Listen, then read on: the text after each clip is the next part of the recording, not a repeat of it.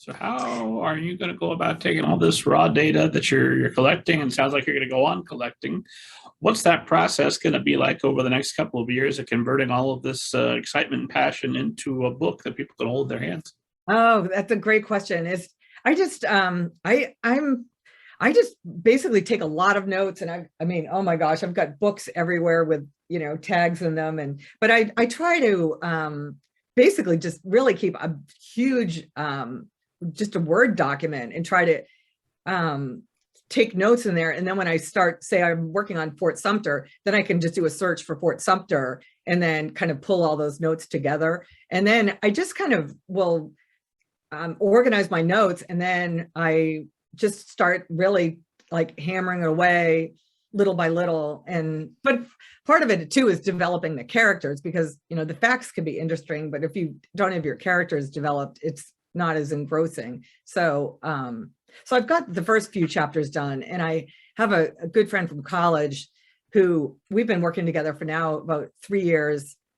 She lives in Kansas City, and I have a deal where every other Friday we call it submission time, and we have to email each other a chapter, and then we'll edit the other, I'll edit my friend's chapter, she'll edit mine, and then we email it back, and then we'll talk on the phone like the following Wednesday for an hour, and we'll talk through hers for half an hour, then we talk through mine, and then we set another submission date. So that's been the hugest help, because it keeps me on a schedule of like, oh my gosh, like this Friday, I've got to submit something to Anne, and I've got to, what am I going to submit to her? And sometimes, it's like Tuesday by the time we submit to each other because we're working on it. But that's just been such a godsend, because it's so easy to just keep skipping around and really not getting anywhere. So that's really that's really what keeps me grounded. But I don't know. I just kind of keep going through it and going, like, sifting through it. And sometimes it's, I know the best thing I can do is to just sort of leave where, like, I've been working on the Fort Sumter, the secession convention, and actually Mary Jane Richards gets married at the very beginning. She gets married at St. John's Church. So I've got like all that there, but I've kind of worked on it so much now that I'm like, okay, I just need to let it sit and percolate and don't look at it for a month, and then I'll kind of circle back and all that.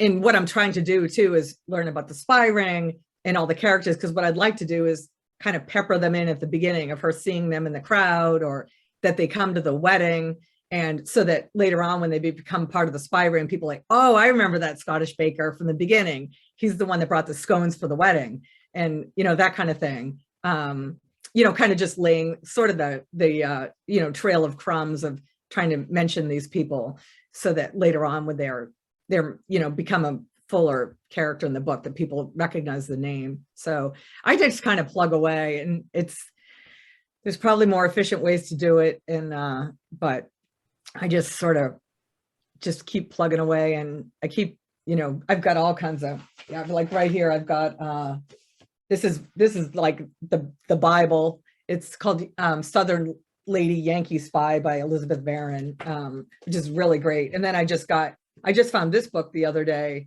This is about this man Lohman. He's the German man that had the restaurant. And because, I met the caretaker at the cemetery the other day, and he knew a ton about the whole spy ring. So he had recommended this. So I found this. So I'm reading through that. So I just tend to I just keep reading and reading. And then I end up, I'll reread it, and it eventually it synthesizes into something. And then, by the end of the book too, I'll have like a bunch of facts that I kind of want to weave in, that, I just kind of leave them there because they're facts that I want to have in there, but I haven't found a home for them yet.